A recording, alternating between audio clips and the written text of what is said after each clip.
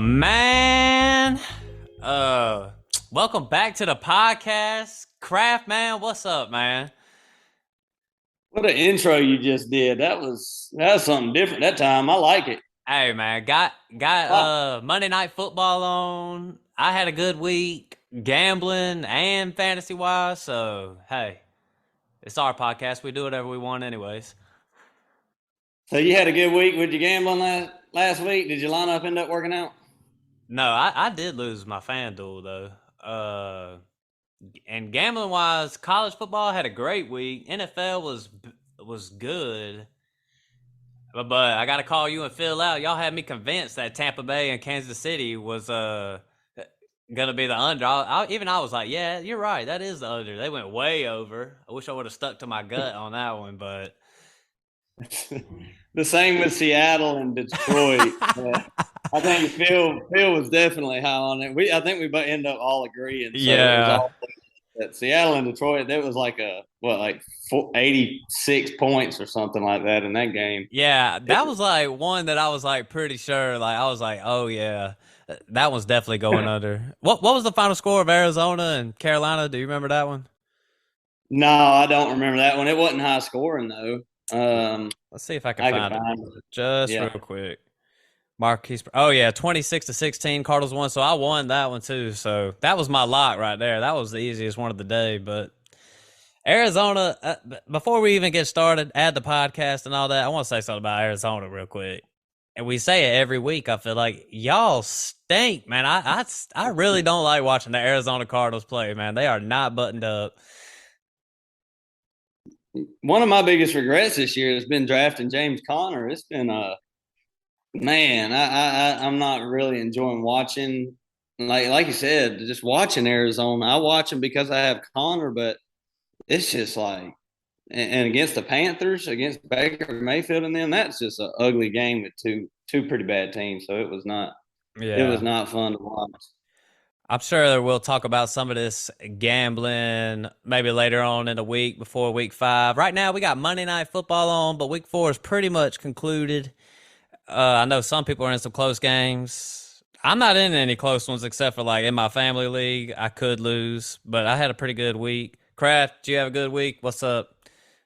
It was pretty good. My dynasty team did really well. I lost the league we're in to Phil by just a little bit, but my team they put up some points. Phil got a good squad, so I ain't too concerned on that team. But my Yahoo league, I had Jonathan Taylor, Jalen Waddle.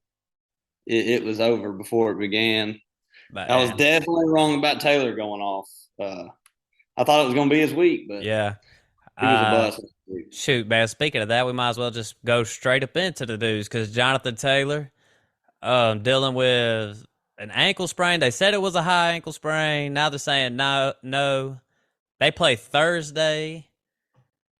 Maybe look for him to miss on Thursday. What you thinking? Jonathan Taylor's never missed a game in his entire life, Yeah, and this is fact. I heard that somewhere, but so if he can be out there, he will. They said it wasn't a high ankle sprain. That was the initial diagnosis, but I think he's good. It's really going to be, I guess, pain tolerance, and if he's just going to test it out probably this week in pregame, yeah, and we'll see. It's not a good matchup for him against Denver anyway, but yeah. if he's out there, you're pretty much forced to play him. I mean, you ain't going to bench him. Nah. Speaking of Denver, Javante Williams out for the year with a torn ACL. If you took him high in redraft leagues, you're done. It's over with. Yeah. Dynasty, just put him in your IR. Don't look to sell him or anything like that. He'll be, this year's done with Javante, but ACL tears or ACL tears, players come back from him. Just hopefully he'll bounce back next year. Yeah, it's real unfortunate because I like Javante and I wanted to see him kind of make a name for himself and end up being one of like the premier running backs. One of the young Yeah. guys kind of coming up in the league. But it happens. J.K. Dobbins.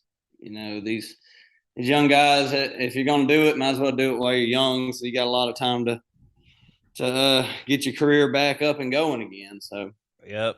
maybe Agreed. maybe JK. next year. Oh, JK had a good game yesterday. Cordero Patterson in the IR. Wait, is that right? He is in the IR with a knee injury. Yeah. His running backs took a hit yesterday, and Yeah, they sure did. ooh, yeah, the Javante one was the big news. But Cordero, he's outscored Jonathan Taylor and Javante on the year. So, really and truthfully, he's probably a bigger loss to whoever has him than well, he might be back after 4 weeks, but you're gonna if you have him, you're gonna have to find a different plan for at least 4 weeks, if Yep. not more. What else we got out there, Kraft? Brian Robinson, he got medically cleared and just waiting on him to be activated. And my advice on him would probably be give it a week. See what the split's going to look like in the backfield and see how he looks. Um, but yep, he got cleared, and that's good news out of all the bad news we've been talking about. But time for Yeah. some more bad news. Traylon Burks, turf toe, he's going to miss some time. They hadn't gave a clear date to how many weeks he's going to be out. So, you know, Yeah. I don't know. I think he's at this point. I would you drop him? You think Man, I'd probably in, drop him. in redraft? Of course. Of course, I would definitely drop him. Well, Isaiah McKenzie. Yeah, I agree too. I think I'd drop him. But Isaiah McKenzie got hit very hard in the head, concussion, and that's the bad news for McKenzie. But his teammate, who he's split snaps with, he broke his ankle, Jamison Crowder. Yep. So he'll be out for the year, probably. Um, when McKenzie gets back from this concussion, it's all systems go in my Yep. book. It's on, man. I mean, we've been saying it since earlier the week. Like Crowder and McKenzie was both getting work. Once if one of them goes down, the other one, it's all for the taking. Plus, McKenzie's looked good anyways whenever he's played. So Yeah, he kind of makes some bonehead mistakes every now and again, but just as a player, he's very shifty and athletic, and it's the Bills' offense. They're going to throw the ball like 50 times a game, and like we always said, you want the slot receiver for the Bills. yeah, we got any more news out there? No, I think we covered all of that about up. I got one more, Jahan Dotson. If you got him on your team, he's expected to miss about 2 weeks with a hamstring. So, Mm. um, yeah, just keep him out of your lineup if you had him in. Yep, Jahan Dotson. I believe he had a touchdown last week, if I'm not mistaken. But yep. So heck, you just want to move on to some of these. I want to talk about some of these leaders, especially at quarterback starting off because Jared Goff led the way. The man is the man. We got to give Jared Goff a little bit of credit. I'm starting to think that Jared Goff. I'm not saying I ain't sitting here saying he's like great or anything, but I don't think he's as bad as everybody tried to say he was. Like he probably just wasn't a good fit for the Sean McVay offense. Comes to Detroit, they run things a little better suited for him. I mean, he went off yesterday with no Swift, no Amon Ra, no DJ Chark. Yeah, that that's extremely impressive, and I think I'm starting to look at golf a little different, just as a quarterback, a real life quarterback, and fantasy quarterback. Where I think this Lions offense, we said that they're very high powered, and it didn't even matter that their best players were off the field. But I'm starting to think about Jared Goff more along the lens of like a Kirk Cousins now. Yeah. You know, around that kind of tier. He was below that for me, but now fantasy and real life, I don't know. I can't see much of a difference between like them two. Yeah, Geno Smith also had a good game that day. They was in the same game. That game just got wild, points being scored everywhere. So them two quarterbacks Crazy. led the way. Um, Russell Wilson finally had a bounce back game. What are we thinking about the Broncos? And I mean they lost, didn't they? But he did a little better. Yeah, they lost 32-23, and you could say they did better, but he did have three touchdowns. He had a decent fantasy day. He only had 17 completions, Yeah, 237 yards. I mean, that's kind of a very average day for quarterbacks, but he had four rushes for 29 and a touchdown. So whenever you get that rushing touchdown in about 30 yards or so, that adds 10 points to your day right there. yeah, But yeah, their offense still looked bad though. A lot of three and outs, a lot of miscommunications. They're not there yet, and I mean we'll just have to keep waiting to see because they're still not there yet. yeah. Agreed. Josh Jacobs went off yesterday. Scored 34 fantasy points in PPR leagues. Josh Jacobs, man, what we doing with this guy? He hadn't really looked good all year, but then, well, let me look. He's number 7. He's been very good all year, Had really. a slow start, but then has picked it up the past 2 weeks, looking good. And then yesterday just went off. But his attempts have been there. He had 28 rushing attempts and then five receptions. So what's that? 30? I can't count. 33. Thir- 33 total attempts. 30 points in PPR leagues, 34 and a half. Uh, Mm-hmm. yeah, had a great day yesterday. Josh Jacobs led the way. Austin Eckler, though, finally, we've been waiting for it all year. But the thing is, though, we've been talking about him struggling, but you know, 11, 18, 13. Then yesterday he had 33, really broke out. This is the guy Mm-hmm. that you're looking for, taking him in the first 4 picks of your draft and stuff. This is the guy you need. Yeah, I'm looking at Eckler's stat line. I mean, it was Houston Yeah. and 13 attempts for 60 yards. That's not bad. 4.6 yards per carry. That's more like it. He's been terrible so far in that category, but still, he's always going to give you that baseline, that reception baseline. He had six catches for 49 and one. Yeah. So I'm still on the side though of maybe still trying to trade him high off this game. Yeah. I mean, this I would don't be a know who perfect you time. pick. A lot of the running backs Yeah. are I, bad. I would say, Who especially would you Diners. aim for? Um, Shoot, I don't know. It's tough to say. The running backs are just getting banged up right now. What about this? Would you trade Eckler for No, Damian Pierce? no, What about no. I couldn't. Dobbins? I couldn't do that. Dobbins, I still couldn't do that. It would have to be. I'm really trying. I'm really racking my brain thinking all the first and second round running backs have been so kind of disappointing this year. Would you trade for Jonathan Taylor? Man, I'm not really sure what to think about Jonathan Taylor right now. That offense just isn't running smooth.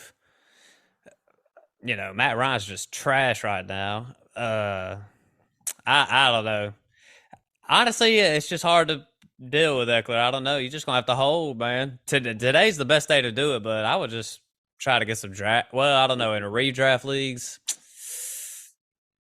you might just have to hold, man. I don't know. Maybe things are about to turn around. Yeah, I can't really think of anybody like any of the big names because a lot of the big names have been underwhelming, and then you don't want to trade too far down just for somebody who had a big game Yeah. one time. So I guess I would just hold because I mean, ain't nobody gonna come off like no Nick Chubb right now or Saquon. Nah. So you might as well just hold on to him. I would. Oh man, I'm sitting here watching a commercial. I just seen a Black Panther commercial. Man, looked fire. Anyways, moving on. Damian Pierce, number 5 running back on the day, number 15 running back in PPR leagues, full time starter now is what I'm saying. What you think? You putting him in? Yeah, you're putting him in. This is a rookie who is showing his worth. Yep. So this is what you want to see out of a rookie. This is exciting. This is what everybody waited for. This is what everybody drafted him. I mean, in the draft season, he got all the way up to like the sixth round. So Yeah. people were hyped about Pearson. You know, that's somebody you ain't prying. You're not prying Damian Pierce off of anybody. I Yeah. heard a story in rookie drafts that Damian Pierce went 101. Somebody took him at the very first pick. That's insane. But I'm high on Pierce, but that's crazy. Well, I mean, with Brees Hall was the 101. They're both the starting running back for bad teams. Um, I would say Damian Pierce probably. I'd have to look and see, but Damian Pierce might be outscoring Brees Hall at this point this year. So Um, let's see. got to risk it. Jonathan Taylor was the consensus 101 this year, and it ain't looking like he should have been picked at the first pick. Yeah, agreed. Clyde Edwards-Helaire had 22 points. I've been saying sell high on Clyde Edwards-Helaire. I'm starting to wonder if I'm wrong about that. I mean, he's young, he's 23 years old. It's only been in the league for a couple years. He's the number 4 running back right now. If you can get a haul for him, I'd still sell him, but Clyde's looking like a good little player right now. What you think? You know, we keep saying it. I was talking to Levi earlier today about it. How we keep saying it that the touchdowns aren't sustainable. What if they are? Because that's the only way that he keeps this up is the touchdowns. He finally did get a good amount of work with 19 rushes. That's the most rushing attempts he's seen this year. Um, I would still try to trade him. I don't like to count on the touchdowns, but the way the Kansas City receiving core is, they Yeah, haven't done any. They beat the snot out of the Buccaneers, and no receivers for Kansas City did anything. yeah, And I don't know how they got with Juju, Scanlon, and Miko not doing anything. yeah. Yep. That was it's a tough situation to navigate. I still lean towards sell, but J.K. Dobbins had a top 10 week. Are we finally done with being concerned about Dobbins? Are we finally just tossing him in the lineup? Yeah, I think we did say to wait a week or two, and he scored a couple touchdowns last week. He had 13 rushing attempts, 41 yards. That's not nothing crazy, but Bills defense is very good. But I mean, you're not going to find another running back that is going to have like the touchdown upside as the Ravens running back, where they're a great scoring team. Lamar might steal a couple, but you want the running back for the Ravens. Yeah, And if definitely. he, yeah, Lead back on a heavy offense, heavy run offense. Yeah, so I'm with you. Justin Jefferson led the way with wide receivers. Finally had a bounce back game. I know you and Phil was talking about it. They were playing in London early in the morning, going against the Saints. To me, that was an iffy one, but he did show out. Finally got back into it. yep, yeah. He did it against a good defense, and when we were talking about it on our episode about him, I was thinking in the back of my head that, yeah, Marshawn Lattimore is going to be on him, but isn't that better than getting double teamed? I'd rather him have a top corner on him, just one guy, because Yeah, I don't think anybody can guard him if it's just one on yeah. one. So, Agreed. Mike Evans got back linked back up with Tom Brady, and they went off again. I think that's going to be happening all years. I feel pretty good about Mike Evans coming back. yeah, Mike Evans is probably the most consistent player forever. I Yeah, mean, you're going to get. He's just a great receiver, and he makes the Buccaneers so much better. So, hey, I tell all my but Falcons fans all the time, I'd rather have Mike Evans over Julio Jones. Book it. as far as the stability goes and the lack of injury and just being out there on a daily basis, I would say Julio in his prime is more athletic, but it's not by much. Mike Evans is a stud. Um, Tyreek Hill. had a big game, 25 PPR points. Jalen Waddle was a little lower on the spectrum. I think he only had like five PPR points or something like that. Crab, what do you make of the situation? Let's say Tua will be out. Let's just say they just take a slow roll with it and he's out a couple weeks or so. Tyreek Hill is, I know, to me, off on the face of it, you would say, oh, the upside is gone from Tyreek Hill and Waddle, but in other ways, they're just going to dink and dunk to these guys. These going to in PPR leagues, these dudes are still going to go off. I think Hill more than I think I'm worried about Waddle. I am. The only reason I would say I'm worried about Waddle is because I think Tyreek Hill has the manufactured touches where he's getting little, them little touch passes where he runs by and they snap the ball and just toss it to him, and they get screens. And you could see when Bridgewater was in the game, all them plays were designed for Tyreek Hill Yeah. to get the ball. And I just watching this Dolphins offense, I think there's a lot more plays designed to get him the ball more than there is Waddle. I think Waddle is a great receiver, and he mans the slot a lot, and he'll still have his games for Bridgewater, but I would much rather have two in there for both of them. Yep. I agree. What about I know I always skip something whenever we talk about this stuff. We talk about waiver wire stuff, but Jamal Agnew had a big game with old Trevor Lawrence. How many rosters could that man possibly be on? probably probably 0%, and I think we should probably keep it that way. I don't really see.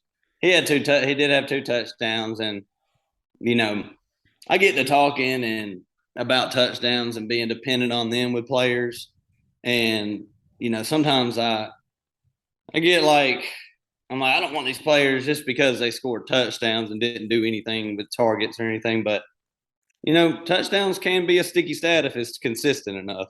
Like with the Clyde thing right now, I'm starting to think that maybe the touchdowns are okay and they'll stay Yeah. that way. But with Agnew, a player that don't get much playing time and stuff like that, I'm not going to chase the touchdowns with him. People need to look out. Old CD Lamb done climbed up into the top 12 in PPR leagues. I'm liking what I'm seeing from CD Lamb. I think when you start to look at it, um, he looks pretty good with Cooper Rush. I mean, number one guy on the offense. I mean, are we concerned about CD Lamb when Dak comes back? No, I'm not concerned. No, I'm not concerned at all. The only game we got to see with Dak was a couple quarters against the Buccaneers. Great defense. They didn't look great last week, but like I said, the receivers still didn't do anything. Yeah. But yeah, I'm. Some people are saying, do you think out of this little sample size of Cooper Rush that he is better for CeeDee Lamb than Dak?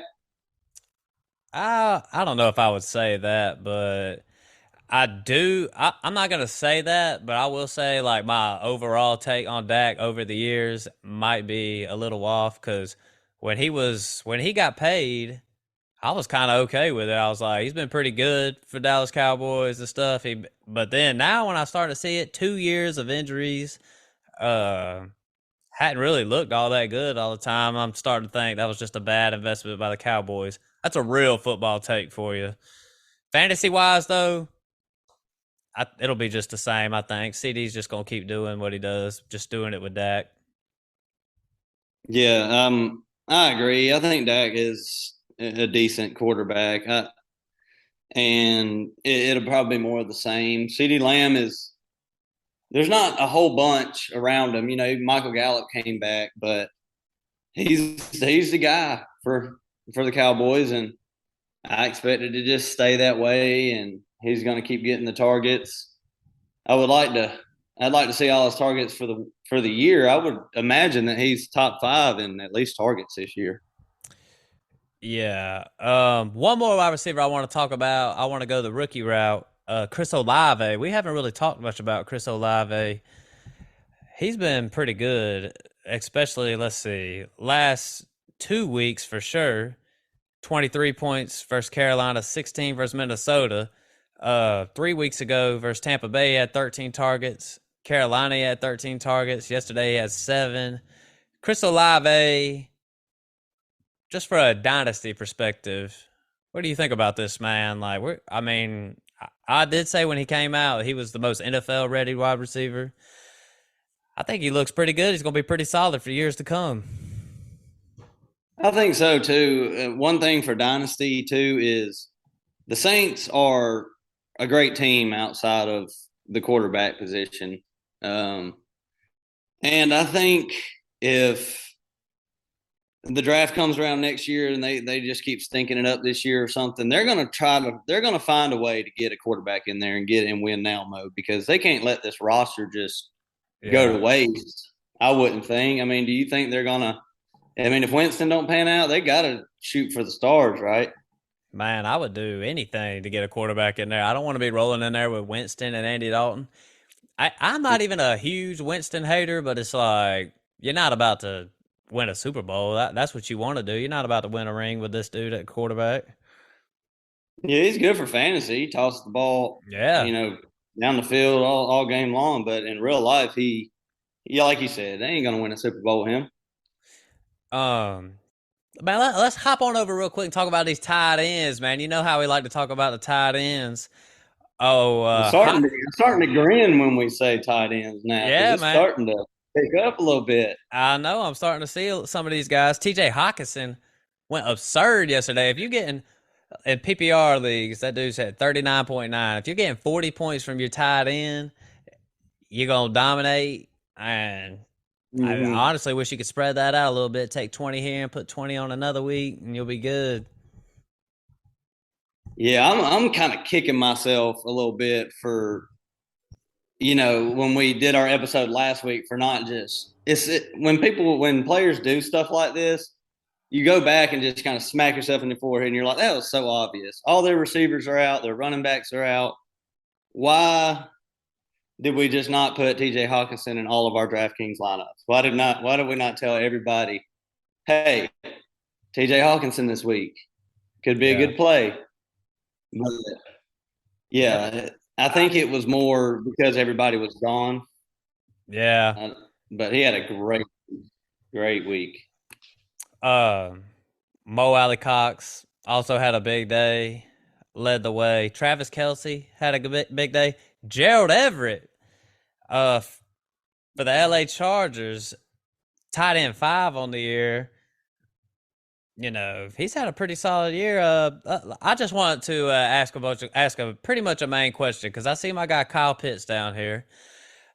Uh, Everybody loves some Kyle Pitts theoretically, but it's like, let me just ask, like, would you take like Gerald Everett over a Kyle Pitts? Would you rather have Everett? In redraft, I would. Marcus Mariota completed 7 passes. Um, I think it was 7 passes on Yeah, Sunday, and that it hadn't been like that every week. But if you have Kyle Pitts, I mean, I hate to tell this to everybody, but you're stuck. I yeah, don't feel like you can try to trade, and somebody. I just don't think anybody really wants him. yep, It's going to be tough. Rid of them and get yeah. return on investment. You have to go way down to like Conklin or something like that just to even get somebody to even trade you. Yep. Kyle Pitts, people, man, I'm sorry, man. I told y'all before the year though, he was an obvious fade, obvious fade.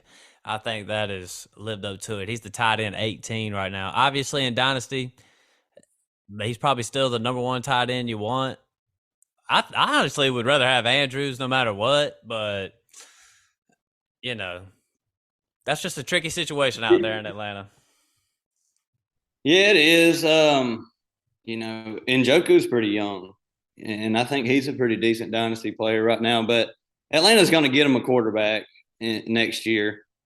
I don't know how great it's going to be if they just keep on winning these games, Yeah. but they'll figure something out. Kyle Pitts will be fine in the future, but with Mariota there, and this week might be better. I think they play Tampa Bay, Yeah. and it sounds crazy, but you can't run. Well, Kansas City did, but most of the time you can't run on Tampa Bay. So they're going to have to go to the air a little more. So Pitts might do a little better for you this week, but you're kind of stuck starting them. I mean, you have to. Yeah. Um Shoot, man, that about wraps up our leaders of the week. But real quick though, since we did skip that earlier, give us some waiver wire people to look at this week in our redraft leagues. All right. Whenever you do waiver wire, you always look at injuries first because that's what opens up some of these players. Unfortunately, so my number one waiver wire pickup this week would be at the receiver. It would be Isaiah McKenzie. We've talked about him a good bit on the show Yep. as being a sleeper, as being in a great offense, and that none of that's changed. The only thing that changed is Jamison Crowder, who was getting about 50% of McKenzie's work, is now out for the year. Yeah. McKenzie's hurt himself right now with a concussion, so you might be without him for a week or two. Hunter Renfro has been out for 2 weeks with a concussion, so Yeah. it's not always just 1 week. So something to keep your eye on. But that's my number one waiver wire pickup. Number two would be Tyler Algier. Mm-hmm. With Cordero out for at least 4 weeks, the Falcons, unlike last year, they've been able to run the ball. Yeah. He had 10 rushes for 104 last week. So, Might be and tough he's next week, but still go pick him up. yeah, yeah, could be tough, but you just want to start and running back for any team really. Yeah. If you're desperate, I mean, there's a lot of injuries this week. If you had Javante or Jonathan Taylor, if he don't play, you could definitely do worse than just throwing Algier in there. I feel like so. Agreed. He'd probably be a decent pickup if you already have some depth though. Give it a week, see how many carries he gets. But if you're forced to put him in there, like I said, you could do worse. But on the same team, Caleb Huntley, he's I'm not real sure if He he's had that undrafted or not. he had one drive yesterday and just went off on it, took control of the whole Yeah, drive, capped it off with a touchdown. He's just something to look for. Like I wouldn't be throwing him in no lineups, but put him on your squad. You never know. yeah, and I'm gonna run through these next two pretty quick. Mike Boone for Denver, Javante's out. Melvin Gordon just keeps fumbling. Yeah, Fumbled again. He's not looking great. He has his weeks where he looks good, but I think Denver's still going to want to run a committee. So, and Mike Boone is probably going to be the pass catcher. So, yep. could get you some points. And then uh, Isaiah Pacheco, if he's out there, get him. He looks amazing on the field, man. I don't know how he lasted to the what was it like the seventh round in the draft. Yeah, real low. Big, fast, just crazy. I don't athletic skills are off the charts, and he Yeah. plays for the Chiefs. I mean, in Dynasty, I would, I'd love to have him. Oh yeah. Shoot. Shoot. That pretty much is gonna wrap up our little recap. Before we do, go ahead, Kraft, because I got a question to ask too. I was just going to shout out. It's been a couple episodes. We're going to shout out Red Zones and Warning Tracks one more time. Oh Uh, yeah. I listened to Levi's podcast, Levi and David. I listened to the podcast they dropped on Friday. They just keep getting better and better. Oh yeah. Just go check them out. They talk about baseball, college football, NFL. Man, But especially go listen to these guys because baseball season is coming, the postseason, Braves are rolling. Definitely go tune in right now. oh yeah, they got so many statistics and like the history of sports and just stuff that you would never that you don't even know, like stuff that I have no idea about. Just Yeah. the history of sports and just this awesome stuff they talk about on a daily basis. So go check them out. Kraft, we're low. We're running a little low on time, but real quick, my home league. We've been debating it today. I was really kind of just clowning around, just getting in people's heads and stuff. But I got a guy. He's up by 1 point, and the only player he has left is a defense. If he takes that defense out, he scores 0 and he'll win. Should you have to play that defense? Absolutely not. I would no. It's strategy to take that defense out. That's just smart. It's fantasy football. You need to be smart. Defenses. I had the Chargers who scored me -4 a couple weeks ago. Yeah. If there's any chance that you could lose, I would definitely take that defense out. I have literally been by myself on this take. It's like me versus like 100 people at this point. And this is what I say: Because you're the wrong. roster has to be filled, man. You can't just be leaving blank spots, man. It's incredibly crazy. You can leave blank spots if it's on purpose. I don't want owners not to pay attention to their teams and make it an uncompetitive league. But if somebody sits in the group chat or whatever in the league chat and says, I'm taking my defense out this week, Yeah. then it's a strategic move and go Well, with it. I mean, there's been times where my roster was good and I didn't want to drop anybody off the bench and I just played without a kicker to see if I could win. And then I'd yeah. pick up a kicker on Monday night if I really needed it. But it's just kind of strategy. I'll put it like this: the strategy argument leans me to agree with you, but still, just something about just having a blank spot on Just looks ugly. purpose. It just is ugly looking, but it is what it is. I mean, I'm all by myself on that one, so I mean, if the commission's cool with it, then do whatever the league allows you to do. That's how I really view it. But Mm-hmm. man, crap, man, let's wrap it on up, man. We'll move on. You got anything Yep. else to say? Only one more thing. We had Phil on last week, and he did end up beating my ass. We were talking a little junk back and Yeah. forth. He got the best of me, man. Yeah, shout out to the White Snake Levi out there. Took that L from me this week. I hope you listened to the ending of this episode. But yeah, shout out to Levi. Hold that L. But yeah, man, add the podcast, add me on Twitter, check out what me and the Craft Man been doing. We've been rolling out some good content, and thanks for listening. But we out. Peace.